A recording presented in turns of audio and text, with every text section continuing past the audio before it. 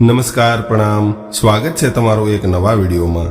મિત્રો, આજની કહાની ખૂબ જ સમજવા અને વિચારવા લાયક કહાની બનવાની છે, તો તમને વિનંતી છે કે આ કહાની અંત સુધી ધ્યાનથી સાંભળજો અને પસંદ આવે તો વિડીયોને લાઈક કરી અને તમારા મિત્રો સાથે શેર કરજો અને અમારી ચેનલને સબસ્ક્રાઇબ કરીને કોમેન્ટ બોક્સમાં હર હર મહાદેવ જરૂરથી લખી દેજો, જેનાથી ભગવાન મહાદેવની કૃપા આપણા પર નિરંતર બનેલી રહે। તો ચાલો શરૂ કરીએ આજની કહાની। આજે રિંકલની સહેલીઓ રિંકલને ઘરે મળવા આવી હતી અને બધા જ લોકો સાથે બેસીને હસી મજાક કરી રહ્યા હતા। ત્યારે જ રિંકલ એની સહેલીઓને કહેવા લાગી કે મારા સાસુ તો ખૂબ મજબૂત છે, એની પાસે ગમે એટલું કામ કરાવવું તો પણ એ થાકતા નથી। ત્યારે એની સહેલીએ કહ્યું કે તું ખૂબ ભાગ્યશાળી છો કે તને આવા સીધા અને સરળ સાસુ મળ્યા છે, અમારે તો ખૂબ ખતરનાક છે। એટલે રિંકલે કહ્યું કે ના યાર, જો હું માથાભારે ન બની હોત તો મારા સાસુ પણ ખૂબ જ ખતરનાક બની ગયા હોત। આ સાંભળીને એની બહેનપણીઓ હસવા લાગી। રિંકલે આજે સાંજે પોતાના ઘરે પાર્ટી રાખી હતી અને સાસુ પાસે બધું જ કામ કરાવીને આરામથી રિંકલ એની સહેલીઓ સાથે પાર્ટીમાં એન્જોય કરી રહી હતી અને પોતપોતાની સાસુઓની મજાક ઉડાવી રહી હતી। આ બાજુ એના સાસુમાં ચંપાબેન બધું જ કામ કરીને થાકી ગયા હતા અને એની વાતો સાંભળી રહ્યા હતા અને દુઃખી થઈ રહ્યા હતા। ચંપાબેન એની વહુ રિંકલને કાંઈ કહી શકતા નહોતા, કેમ કે રિંકલ ખૂબ જ ખરાબ સ્વભાવની છોકરી હતી। ચંપાબેન એને ક્યારેક કંઈ કહી દે તો રિંકલ ઘરમાં તાંડવ મચાવી દેતી, એટલે એ હંમેશા ચૂપ રહેતા। એ એવું નહોતા ઈચ્છતા કે એના ઘરમાં કોઈ પણ પ્રકારનો કલેશ થાય અને આડોશ પાડોશમાં એની હલકી વાતો થાય, એટલા માટે એ આ બધું જ સહન કરતા હતા। રિંકલ પોતાની બહેનપણીઓ સાથે ખૂબ હસી મજાક કરી રહી હતી। હવે પાર્ટી પૂરી થઈ અને બધી જ બહેનપણીઓ પોતપોતાના ઘરે જતી રહી અને રિંકલનો 8 વર્ષનો દીકરો પિયુષ પણ ટ્યુશનથી આવી ગયો। ત્યારે ચંપાબેને એને જમાડી લીધો અને સુવડાવી પણ દીધો હતો। ત્યાં સુધીમાં તો ચંપાબેનનો દીકરો સુરેશ પણ ઓફિસેથી આવી ગયો હતો। ત્યારે એને પણ ચંપાબેને જમવાનું આપ્યું અને જમાડી લીધો। રિંકલ તો પાર્ટીમાં એન્જોય કરીને થાકીને પલંગ પર પડી હતી। ત્યારબાદ એણે પણ સાસુને કહીને પોતાના બેડ પર જ જમવાનું મંગાવ્યું અને આરામથી ખાવા લાગી। એના ઘરમાં ઘણી વખત આવું જ થતું હતું। રિંકલ ઘણી વખત સાંજે પાર્ટી રાખતી અને એની સાસુ પાસે બધા જ કામો કરાવતી હતી અને એને ખૂબ જ પરેશાન કરતી હતી। એના સાસુ ચંપાબેન બિચારા એના ઘરનું બધું જ કામ કરતા રહેતા અને એના ઘરને પણ સાચવતા હતા, એના દીકરાને પણ સંભાળતા હતા। ચંપાબેન હવે વૃદ્ધ હતા, એટલે એ થાકીને બેહાલ થઈ જતા અને ક્યારેક એને આરામ કરવાનું મન થાય ત્યારે એની વહુ એવું ફરમાન સંભળાવી દેતી કે જો તમારે અમારી સાથે રહેવું હોય તો આખું ઘર સંભાળવું પડશે। એટલે મજબૂરીમાં ચંપાબેનને ઘરનું બધું જ કામ કરવું પડતું। આમ તો ચંપાબેનને 2 દીકરા હતા, મોટો દીકરો કમલેશ અને નાનો દીકરો સુરેશ। ચંપાબેનના પતિ પોપટભાઈનું અવસાન થયું, એને લગભગ 20 વર્ષ થઈ ગયા હતા। પોપટભાઈ આમ તો મૂળ અમરેલી જિલ્લાના એક ગામડાના વતની હતા, પણ તેઓ ઘણા વર્ષોથી સુરતમાં આવીને સ્થાયી થયા હતા અને એમણે સુરતમાં જ કાપડની એક મોટી દુકાન કરી હતી અને સુરતમાં જ એક ખૂબ મોટું મકાન હતું। પોપટભાઈનું 20 વર્ષ પહેલા હાર્ટ એટેકના હુમલાના કારણે અચાનક મૃત્યુ થવાથી ચંપાબેન બિલકુલ ભાંગી પડ્યા હતા અને પતિના મરણ બાદ એનું જીવન ખૂબ જ અઘરું હતું અને એના બંને દીકરાઓનું પાલન પોષણ કરવાનો ભાર હવે એના એકલા પર આવી પડ્યો હતો। ત્યારબાદ ચંપાબેને એના પતિની દુકાન સંભાળી અને એના બંને દીકરાઓને ભણાવ્યા ગણાવ્યા અને ઉચ્ચ શિક્ષણ અપાવ્યું, જેનાથી એના મોટા દીકરા કમલેશને અમેરિકામાં નોકરી મળી ગઈ અને એનો નાનો દીકરો સુરેશ સુરતમાં જ એક મોટી પ્રાઇવેટ કંપનીમાં નોકરી કરવા લાગ્યો હતો। ચંપાબેનના બંને દીકરાઓના વિવાહ ખૂબ જ સુખી પરિવારમાં થયા હતા।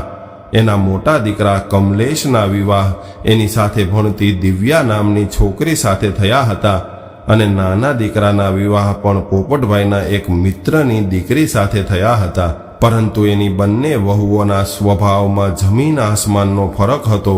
એના મોટા દીકરાની પત્ની દિવ્યા ખૂબ જ સારા સ્વભાવની છોકરી હતી અને એના નાના દીકરાની પત્ની રિંકલ ખૂબ જ ખરાબ સ્વભાવની છોકરી હતી. કમલેશની પત્ની દિવ્યા એના સાસુને ખૂબ જ પ્રેમ કરતી હતી. એના વિવાહના એક અઠવાડિયા બાદ કમલેશ તો એની નોકરીના કારણે અમેરિકા જતો રહ્યો. ત્યારે દિવ્યાએ કહ્યું કે હું અહીંયા માજી સાથે જ રહેવા માંગુ છું. ત્યારબાદ દિવ્યા અને ચંપાબેન સાથે રહેવા લાગ્યા. હવે એ બંનેમાં એક સાસુ વહુ જેવા સંબંધ નહીં, પરંતુ સહેલીઓ જેવા સંબંધ બની ગયા હતા. દિવ્યા એની સાસુને ખૂબ જ પ્રેમ કરતી હતી અને એની નાની મોટી બધી જ વસ્તુઓનું ધ્યાન રાખતી હતી, કેમ કે એણે એની ઘણી નાની ઉંમરમાં પોતાની માને ખોઈ દીધી હતી. એટલે સાસુમાં સાથે રહીને એ પોતાની માની ઉણપને પૂરી કરવા માંગતી હતી. દિવ્યા ખૂબ જ સારા સ્વભાવની છોકરી હતી. એ ક્યારેય પણ કોઈ વૃદ્ધ અથવા તો કોઈ નિસહાય વ્યક્તિને પરેશાનીમાં જોઈ લે તો એ એની મદદ કરવામાં ક્યારેય પાછળ હટતી નહોતી. આવી રીતે સાસુ વહુ બંને સારી રીતે પોતાનું જીવન વ્યતીત કરી રહ્યા હતા. ધીરે ધીરે સમય વીતવા લાગ્યો અને એક દિવસ સુરેશે પોતાના વિવાહની વાત ઘરમાં કરી અને પોતાની પસંદની છોકરી સાથે વિવાહ કરી લીધા.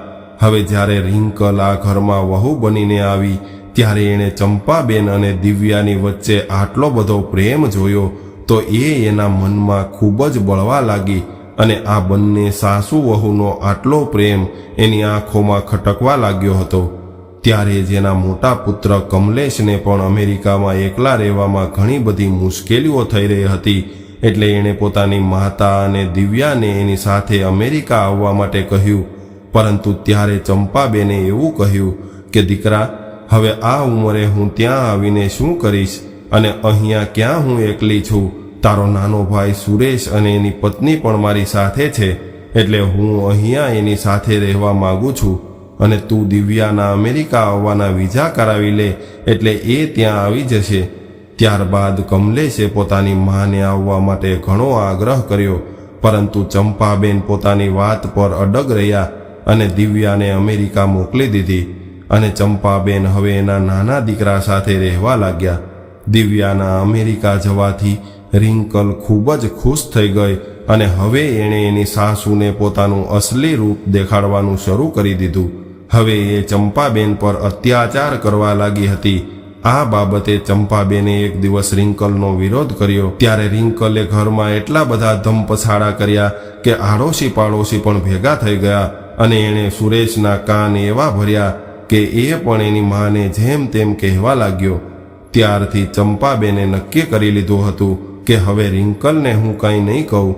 આવી રીતે ધીમે ધીમે સમય પસાર થવા લાગ્યો. એક દિવસ સવારે રિંકલ અચાનક ઉઠીને કહેવા લાગી કે અરે બાપ રે, આજે આ શું થઈ ગયું? આજે મારે ઉઠવામાં ખૂબ મોડું થઈ ગયું છે. 7 વાગી ગયા છે. આજે તો પિયુષને સ્કૂલે જવામાં પણ મોડું થઈ જશે.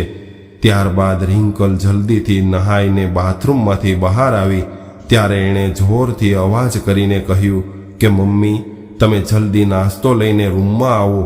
જ્યારે રિંકલની વાતનો ચંપાબેને કોઈ જવાબ ન આપ્યો એટલે રિંકલ ગુસ્સો કરીને રસોડામાં ગઈ અને જોયું તો ત્યાં કોઈ નહોતું. એની સાસુને રસોડામાં ન જોયા એટલે રિંકલ એના રૂમમાં ગઈ.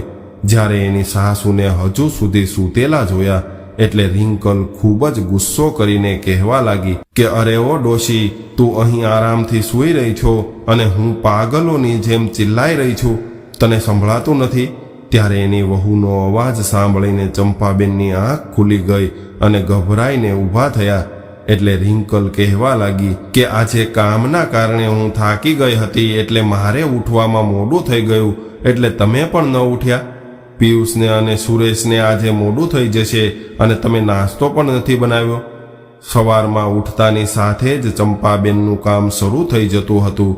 ચંપાબેન રોજ સવારે ઘરથી ઘણા દૂર તાજું દૂધ લેવા જતા હતા, પરંતુ આજે એની તબિયત સારી નહોતી. એટલે ચંપાબેને કહ્યું કે બેટા, આજે મારી તબિયત ખરાબ છે એટલે મારાથી ઉઠવામાં મોડું થઈ ગયું છે. એટલે રિંકલે ગુસ્સે થઈને કહ્યું કે તમારી તબિયત ખરાબ છે તો હું શું કરું? હું એ બધું નથી જાણતી. મારે 15 મિનિટની અંદર નાસ્તો તૈયાર જોઈએ. હવે એ તમારે જોવાનું છે કે તમે કેવી રીતે નાસ્તો તૈયાર કરશો. એટલું કહીને રિંકલ એની સાસુના રૂમમાંથી બહાર નીકળી ગઈ. ત્યારબાદ ચંપાબેન એના પલંગ પરથી ઉઠવાની કોશિશ કરવા લાગ્યા, પરંતુ આજે એની તબિયત સારી ન હોવાના કારણે ઊભું થવામાં તકલીફ થઈ રહી હતી. જેમ તેમ કરીને પલંગ પરથી ઊભા થઈને ધીરે ધીરે રૂમની બહાર આવ્યા અને કહેવા લાગ્યા કે દીકરા સુરેશ, આજે મારાથી ચાલી નથી શકાતું, એટલે તું એક કામ કરને, આજે તું દૂધ લાવી દેને. ત્યારે સુરેશે કહ્યું કે મમ્મી, મારે તો આમે ઓફિસ જવા માટે મોડું થઈ રહ્યું છે અને દૂધ લેવા જઈશ તો વધારે મોડું થઈ જશે, એટલે માં તમે ધીમે ધીમે ચાલીને દૂધ લઈ આવજો. ત્યારે જ રિંકલે બૂમ પાડીને કહ્યું કે મમ્મી, તમને સમજાતું નથી? કેટલું મોડું કરશો હવે? જલ્દી જાઓ અને દૂધ લાવી આપો. ત્યારબાદ ચંપાબેન ઉદાસ મૌન થઈને ભારે પગલે ધીરે ધીરે ચાલવા લાગ્યા. હજુ તો તેઓ એના ઘરથી થોડા જ દૂર ગયા હતા. ત્યાં એને ચક્કર આવવા લાગ્યા, એટલે તેઓ બેહોશ થઈને પડી ગયા. અને જ્યારે એની આંખો ખુલી અને જોયું તો તેઓ એક પલંગ પર સૂતા હતા. ત્યારે જ એમને એક અવાજ સંભળાયો કે માજી, હવે તમને કેમ છે? ચંપાબેને પાછળ ફરીને જોયું તો ત્યાં એક મહિલા ઊભી હતી. એટલે ચંપાબેને પૂછ્યું કે બેટા, તું કોણ છો? ત્યારે એ મહિલાએ કહ્યું કે માજી, મારું નામ અનામિકા છે અને તમે રસ્તા પર ચક્કર ખાઈને પડી ગયા હતા, ત્યારે હું પણ ત્યાંથી પસાર થઈ રહી હતી અને મેં તમને ત્યાં બેભાન હાલતમાં જોયા, એટલે હું રિક્ષા ભાડે કરીને તમને મારા ઘરે લઈ આવી. ત્યારે ચંપાબેને ગભરાઈને પૂછ્યું કે બેટા, મારા પૈસા ક્યાં છે? હું પૈસા લઈને દૂધ લેવા જઈ રહી હતી. મારી પાસે 500 રૂપિયા હતા અને મારી દૂધની થેલી ક્યાં છે? ત્યારે આ મહિલાએ કહ્યું કે માજી, હું જ્યારે તમારી પાસે આવી ત્યારે તમારી પાસે ન તો કોઈ પૈસા હતા અને ન તો કોઈ થેલી હતી. એટલે ચંપાબેન ચિંતા કરવા લાગ્યા કે મારા પૈસા અને થેલી ક્યાં ગઈ હશે. ત્યારે જ ચંપાબેનની આંખોમાંથી આંસુ આવી ગયા. એટલે આ મહિલાએ કહ્યું કે માજી, કદાચ તમારા પૈસા અને થેલી કોઈ લઈ ગયો હશે. એટલે ચંપાબેને કહ્યું કે બેટા, તું મને કોઈ રિક્ષામાં બેસાડીને મારા ઘરે પહોંચાડી દે. ત્યારે આ મહિલાએ એક રિક્ષા બોલાવી અને ચંપાબેનને રિક્ષામાં બેસાડીને એના ઘરે પહોંચાડી દીધા. એના ઘરે પહોંચીને ચંપાબેને જોયું તો એના ઘરમાં રિંકલે ધમાલ મચાવી રાખી હતી અને એવું કહી રહી હતી કે આ ડોશી ખબર નહીં ક્યાં ધક્કા ખાઈ રહી હશે. એ દૂધ લેવા ગયા એને 1 કલાક થઈ ગઈ છે, છતાં પણ હજુ સુધી પાછા આવ્યા નથી. મને તો એ ખબર નથી પડતી કે દૂધ લેવા ગયા છે કે ભેંસો દોવા ગયા છે. ત્યારે પિયુષે કહ્યું કે આજે મારે પણ સ્કૂલ જવાનું મોડું થઈ ગયું છે. દાદી કેમ હજુ દૂધ લઈને આવ્યા નહીં હોય? ત્યારે જ એનો દરવાજો ખુલ્યો અને ચંપાબેન ગભરાઈને ધીમા પગલે અંદર આવ્યા. એટલે રિંકલે એની સાસુમાના હાથમાં દૂધની થેલી ન જોઈ ત્યારે ગુસ્સે થઈને કહેવા લાગી કે માજી, દૂધ ક્યાં છે અને બીજા વધેલા પૈસા ક્યાં છે? ત્યારે ચંપાબેન કશું બોલી શક્યા નહીં અને લાચાર હાલતમાં ઊભા રહ્યા. એટલે રિંકલે ફરી પૂછ્યું કે તમે દૂધ લેવા ગયા હતા તો દૂધ ક્યાં છે? અને અમે અહીંયા 1 કલાકથી તમારી રાહ જોઈ રહ્યા છીએ. એટલે ચંપાબેન ગભરાયેલા અવાજે કહેવા લાગ્યા કે વહુ, હું દૂધ લેવા જઈ રહી હતી ત્યારે રસ્તામાં મને ચક્કર આવી ગયા અને હું નીચે પડી ગઈ હતી. જ્યારે મારી આંખ ખુલી તો હું કોકના ઘરમાં હતી, પરંતુ ત્યાં સુધીમાં તો મારી દૂધની થેલી અને પૈસા કોક ઉપાડી ગયું હતું. બસ આટલું સાંભળતા જ રિંકલ એના સાસુ પર તૂટી પડી અને કહેવા લાગી કે તો પછી તમારે ખાલી હાથે અહીંયા પાછું આવવાની શું જરૂર હતી? પૈસા અને થેલી કોક ઉપાડીને લઈ ગયું તો પછી તમને કેમ કોઈ ઉપાડીને ન લઈ ગયું? ચાલો હવે મારે તમારું કંઈ સાંભળવું નથી. તમે આ ઘરમાંથી બહાર નીકળો. તમે જેના ઘરે ગયા હતા ત્યાં પાછા જતા રહો.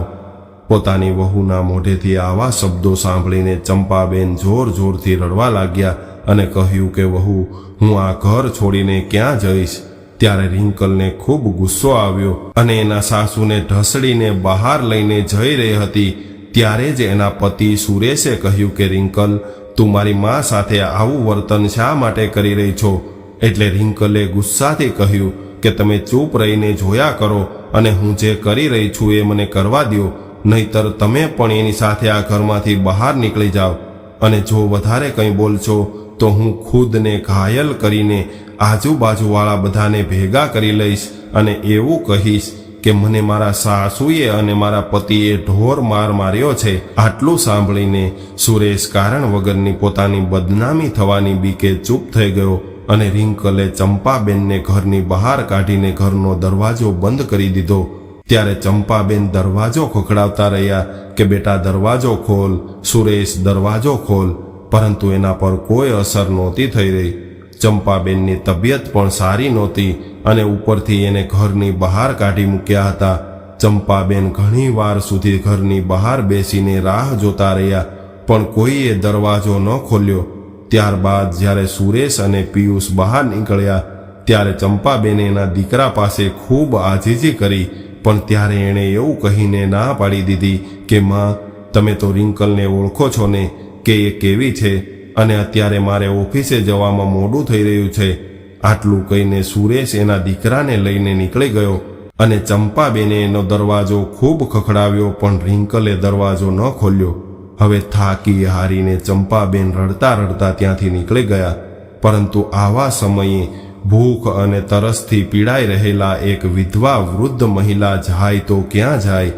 એના શરીરમાં એટલી તાકાત પણ નહોતી અને એની તબિયત પણ સારી નહોતી. ઉપરથી ભૂખના માર્યા એ થોડા આગળ જઈને એક ઝાડ નીચે બેસી ગયા, જ્યાં એને ફરીવાર ચક્કર આવ્યા અને બેહોશ થઈને પડી ગયા.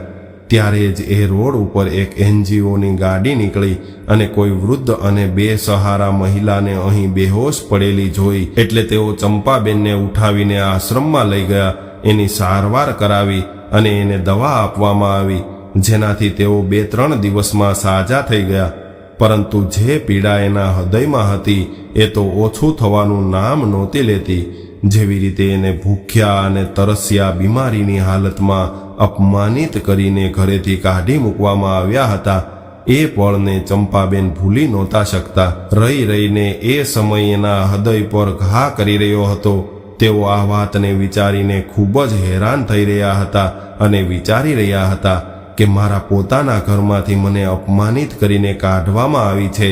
આ વાતને તો હું મરતા સમય સુધી નહીં ભૂલી શકું, અને મને જે લોકોએ આવી રીતે રોડ ઉપર રખડવા મજબૂર કરી છે એને આનું પરિણામ ભોગવવું પડશે.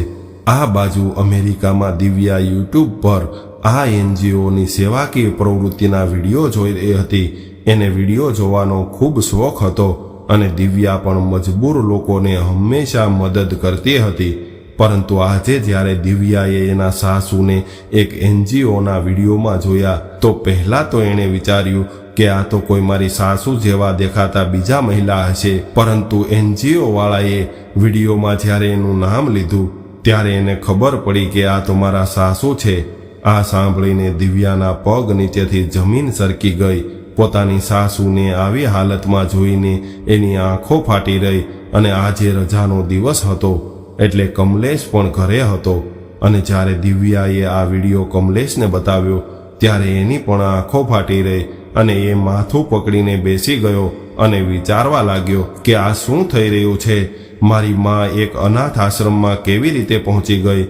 મારી માને 2 દીકરા અને 2 વહુ હોવા છતાં પણ આજે આવી હાલતમાં રહેવું પડે છે.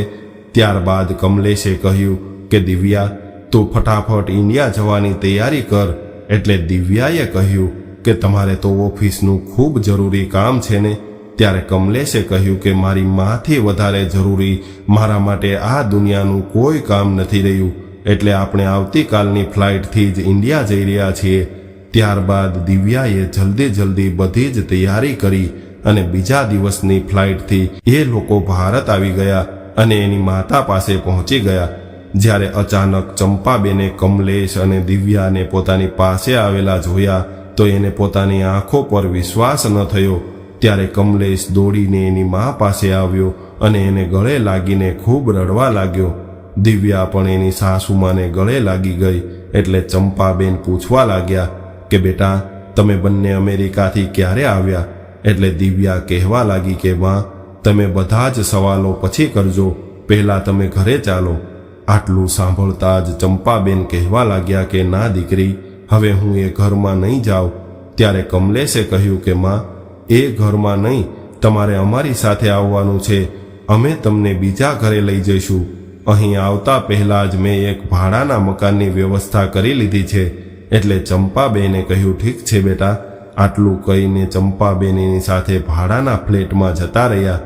ત્યાં આવીને પહેલા તો કમલેશે ઓનલાઈન ભોજન મંગાવી અને બધાએ ભેગા બેસીને શાંતિથી ભોજન કર્યું. ત્યારબાદ કમલેશ એની માતાને બધું પૂછવા લાગ્યો. એટલે ચંપાબેને એની સાથે બનેલી બધી જ ઘટના જણાવી દીધી. બધી વાતો સાંભળીને કમલેશની આંખો ગુસ્સાથી લાલ થઈ ગઈ અને એ સુરેશ પાસે જવા માટે ઊભો થયો. એટલે ચંપાબેને એનો હાથ પકડી લીધો અને પોતાની પાસે બેસાડીને કહ્યું કે દીકરા, આ બાબત તમારા બંને ભાઈઓની નહીં, પરંતુ એક સાસુ અને વહુ વચ્ચેની છે. એટલે આ વાતને તું મારા ઉપર છોડી દે. મારું જ ઘર અને મને જ ઘરની બહાર ઢસડીને કાઢી મૂકી હતી. આ વાત મારા હૃદય પર તીરની જેમ વાગી રહી છે. અને દીકરા, હું તો બીજી માતાઓ જેવી નથી કે પોતાના દીકરાઓ અને વહુઓ એને વૃદ્ધાશ્રમમાં મૂકી આવે તો પણ તેઓ ત્યાં જ પોતાનું જીવન વ્યતીત કરવા લાગે. મેં વૃદ્ધાશ્રમમાં રહીને પહેલા જ નક્કી કરી લીધું હતું કે જ્યાં સુધી હું એ બંનેને મારા પગમાં પડાવીને માફી નહીં મંગાવું અને જ્યાં સુધી એ લોકો બંને મારી પાસે માફી માંગીને મને મારા ઘરમાં પાછી ન લઈ જાય, ત્યાં સુધી ન તો હું શાંતિથી જીવીશ કે ન એને જીવવા દઈશ. મેં વહુના અત્યાચાર હંમેશા ચૂપચાપ રહીને સહન કર્યા છે અને હંમેશા એનું કામ કરતી રહી છું. છતાં પણ એણે મારી સાથે આટલો ખરાબ વ્યવહાર કર્યો હતો. એના માટે એને એની સજા જરૂર મળશે. ત્યારે કમલેશે કહ્યું કે હા મમ્મી, સજા તો એને જરૂર મળશે. તો હાલો આપણે પોલીસ સ્ટેશને જઈએ. ત્યારે ચંપાબેને કહ્યું કે નહીં દીકરા, મારે એને પોલીસ પાસે સજા નથી અપાવવી. મારે એના હૃદય પર એ જ વાર કરવો છે જે એ લોકોએ મારા હૃદય પર કર્યો હતો. અને જે દુઃખ એણે મને આપ્યું છે એ જ દુઃખનો હું એને અનુભવ કરાવવા માંગુ છું. અને હું જ્યારે એને આ દુઃખનો અનુભવ કરાવીશ ત્યારે જ મારા આત્માને શાંતિ મળશે અને ત્યારે જ હું શાંતિથી મરી શકીશ. ત્યારે દિવ્યા અને કમલેશે એક સાથે પૂછ્યું કે માજી, એવું કઈ રીતે થઈ શકશે? ત્યારે ચંપાબેને કહ્યું કે તમે ખાલી જોતા રહો, તમારી આ વૃદ્ધ માં શું કરે છે. ઠીક છે માજી, તમે જે કંઈ પણ કરો, અમે તમારી સાથે છીએ. ત્યારબાદ બીજા દિવસે એનો પૌત્ર પિયુષ સ્કૂલમાંથી છૂટવાના સમયે ચંપાબેન એની સ્કૂલે પહોંચી ગયા. ત્યારે પિયુષ પોતાની દાદીને આવેલા જોઈને ખૂબ જ ખુશ થયો. હવે ચંપાબેન એને પોતાની સાથે લઈને એના ફ્લેટમાં આવ્યા અને જ્યારે પિયુષ સમયસર ઘરે ન પહોંચ્યો એટલે રિંકલને ચિંતા થવા લાગી અને એણે એવું વિચાર્યું કે એની સ્કૂલ બસ ટ્રાફિકમાં ફસાઈ ગઈ હશે. જ્યારે 1 કલાક કરતાં પણ વધારે સમય થઈ ગયો તો એની ચિંતા વધવા લાગી. ત્યારબાદ એણે સ્કૂલ બસના ડ્રાઈવરને ફોન કર્યો તો એને ખબર પડી કે પિયુષ તો સ્કૂલેથી બસમાં આવ્યો જ નહોતો. આટલું સાંભળીને એને ચક્કર આવવા લાગ્યા અને એ ત્યાં જ સોફા પર બેસી ગઈ. જ્યારે તે ભાનમાં આવી ત્યારે એણે સુરેશને ફોન કર્યો અને કહ્યું કે પિયુષ હજુ સુધી સ્કૂલેથી ઘરે નથી આવ્યો. એટલે સુરેશ પણ ગભરાઈ ગયો, કેમ કે સમય પણ ઘણો થઈ ગયો હતો અને પિયુષ સ્કૂલેથી પણ નીકળી ગયો હતો. એટલે તરત જ સુરેશ એની ઓફિસેથી નીકળીને સૌથી પહેલા પિયુષની સ્કૂલે પહોંચ્યો અને જોયું તો સ્કૂલ પણ બંધ થઈ ગઈ હતી. પિયુષ વિશે વિચારીને સુરેશનું માથું ફાટવા લાગ્યું હતું અને એને મનમાં ખરાબ વિચાર આવવા લાગ્યા હતા અને એ પાગલોની જેમ જ્યાં ત્યાં પિયુષને શોધવા લાગ્યો. સુરેશ હવે થાકી ગયો હતો અને ત્યારબાદ ઘરે આવ્યો તો એની સાથે પિયુષને આવેલો ન જોયો એટલે રિંકલ જોરથી બૂમો પાડીને રડવા લાગી અને કહેવા લાગી કે મારા દીકરાને લઈ આવો, તમે કંઈ પણ કરો પણ મારા દીકરાને લાવી આપો. હવે સુરેશ રિંકલને સાથે લઈને નજીકના પોલીસ સ્ટેશનમાં ગયો. ત્યાં જઈને પિયુષની મિસિંગ રિપોર્ટ લખાવી અને ત્યારબાદ સુરેશ અને રિંકલ નિરાશ થઈને ઘરે આવ્યા. ઘરે આવીને રિંકલ તો હવે પાગલ થઈને બોલી રહી હતી કે ખબર નહીં મારો દીકરો ક્યાં ગયો હશે, એ કેવી હાલતમાં હશે. સુરેશ, જો મારો દીકરો પિયુષ નહીં મળે ને તો હું મરી જઈશ. મારા દીકરાને લઈ આવો. આમ કહીને રિંકલ સુરેશને ગળે વળગીને ખૂબ જ રડી રહી હતી અને સુરેશ પણ પોતાના દીકરા માટે રડવા લાગ્યો. ત્યારે જ રડતા રડતા રિંકલ કહેવા લાગી કે સુરેશ, આપણા કર્મોની સજા જ આપણને મળી રહી છે. હું ખૂબ જ પાપી સ્ત્રી છું. મેં ખૂબ મોટું પાપ કર્યું છે. મેં મારી દેવી સમાન સાસુ ઉપર કેટલા બધા અત્યાચાર કર્યા છે. મેં એની સાથે કેટલો બધો અન્યાય કર્યો છે. આજે એની જ સજા ભગવાને મને આપી છે. આજે મારું કાળજું મારા દીકરા માટે ફાટી રહ્યું છે. તો વિચાર કરો કે માજીની શું હાલત થઈ હશે જ્યારે મેં એના ઉપર અત્યાચાર કરીને એને એના જ ઘરમાંથી બહાર કાઢી મૂક્યા હતા અને એને એના દીકરાથી દૂર કર્યા હતા. આજે મને જેવું દુઃખ થઈ રહ્યું છે અને જેવો અનુભવ થઈ રહ્યો છે એવું જ દુઃખ મેં મારી સાસુને આપ્યું હતું. આવી રીતે રિંકલ જોર જોરથી રડી રહી હતી અને પોતાના ગુનાહ કબૂલ કરી રહી હતી. ત્યારે જ સુરેશે પણ રડતા રડતા કહ્યું કે તારા આ પાપનો ભાગીદાર હું પણ છું. રિંકલ, તું તો એના દીકરાની વહુ હતી, પરંતુ હું તો મારી માનો પોતાનો દીકરો હતો. મેં જ એની ભાવનાઓ સમજી નથી. એનું દિલ દુખાવ્યું છે અને મારી મા બહાર ઊભી ઊભી મને વિનંતી કરી રહી હતી, પરંતુ મેં એની એક પણ વાત ન સાંભળી. મારી મા અત્યારે ખબર નહીં ક્યાં હશે. એ અત્યારે જીવતી હશે કે નહીં, આવું વિચારીને મને તો ડર લાગી રહ્યો છે. ત્યારબાદ સુરેશ પોતાની માને યાદ કરીને જોર જોરથી રડવા લાગ્યો અને બંને પોતાના અપરાધોની ભગવાન પાસે માફી માંગવા લાગ્યા. ત્યારે રિંકલે કહ્યું કે સુરેશ, આપણે પિયુષ અને માજી બંનેને શોધવા જોઈએ. માજી જ્યાં પણ હશે આપણે એના પગમાં પડીને માફી માંગશું અને એને ઘરે પાછા લઈ આવશું. ચાલો આપણે બંને એને શોધવા જઈએ. ત્યારે જ એણે જોયું કે સામેથી પિયુષ આવી રહ્યો હતો અને એને જોઈને રિંકલ અને સુરેશ બંનેએ એને ગળે લગાવી લીધો અને રડવા લાગ્યા અને કહેવા લાગ્યા કે બેટા, તું ક્યાં જતો રહ્યો હતો? અમે કેટલા પરેશાન થતા હતા. બોલ દીકરા, તું ક્યાં હતો? રિંકલે એને પૂછવાની ખૂબ કોશિશ કરી, પરંતુ પિયુષે એને પોતાની દાદીનું નામ ન દીધું, કેમ કે એને પણ એની દાદીના પ્લાનિંગની ખબર પડી ગઈ હતી. ત્યારબાદ રિંકલે ભગવાનનો આભાર માન્યો કે આપણો દીકરો આપણને સહી સલામત પાછો મળી ગયો છે. ત્યારબાદ રિંકલે એના પતિને કહ્યું કે આપણે આપણા માજીને આપણા ઘરે પાછા લાવવા છે, એટલે ચાલો આપણે માજીને શોધવા જઈએ. થોડી વાર બાદ રિંકલ, સુરેશ અને એનો દીકરો પિયુષ ત્રણેય માજીને શોધવા માટે નીકળી ગયા. જ્યારે એણે પેલા એનજીઓમાં તપાસ કરી તો ખબર પડી કે એનો દીકરો અને વહુ એને અહીંથી લઈ ગયા છે. આ સાંભળીને બંનેના માથા શરમથી ઝૂકી ગયા. ત્યારબાદ તેઓ આસપાસમાં ભાડા પર દીધેલા ફ્લેટમાં તપાસ કરવા લાગ્યા, જ્યાં એમને એક ફ્લેટમાં ચંપાબેન, કમલેશ અને દિવ્યા મળી ગયા. માને જોઈને રિંકલ અને સુરેશ એના પગમાં પડી ગયા અને જોર જોરથી રડવા લાગ્યા અને એની માફી માંગવા લાગ્યા. ત્યારે ચંપાબેને આ બંનેને પોતાના પગમાંથી ઊભા કર્યા અને કહ્યું કે દીકરા, કોઈ પણ માતા પિતા ક્યારેય પણ પોતાના બાળકોનું ખરાબ નથી ઈચ્છતા. હંમેશા એની લાંબી ઉંમર અને એની સારી તબિયતની કામના કરતા રહે છે. છતાં પણ ખબર નહીં કેમ આજના સમયમાં સંતાનો પોતાના માતા પિતાને વૃદ્ધા અવસ્થામાં ઘરમાંથી બહાર કાઢી મૂકે છે. વહુઓ તો એના વૃદ્ધ સાસુ સસરાને હંમેશા એનાથી દૂર કરવાના ઉપાય શોધતી રહે છે, જ્યારે વૃદ્ધ માતા પિતા જ ઘરની શાન હોય છે, ઘરનું માન સન્માન હોય છે. તો પછી એ લોકોને વૃદ્ધાવસ્થામાં જ ઘરમાંથી ઉપાડીને બહાર શા માટે ફેંકી દેવામાં આવે છે? એની લાગણીઓને કોઈ શા માટે નથી સમજતું? વધતી ઉંમરની સાથે વૃદ્ધો પણ નાના બાળકો જેવા થઈ જાય છે. વૃદ્ધ માતા પિતા બસ એના દીકરા અને વહુઓના પ્રેમ અને લાગણીના ભૂખ્યા હોય છે. દરેક મા બાપ પોતાની સંતાનો પાસેથી લાગણીની ઈચ્છા રાખતા હોય છે. ત્યારે સુરેશ કહેવા લાગ્યો કે માં, આજે મને અહેસાસ થઈ ગયો છે કે એક માની તડપ શું હોય છે. ભગવાને મારી આંખો ઉગાડી દીધી છે, એટલે આજે હું મારા કરેલા કર્મો પર શરમ અનુભવું છું.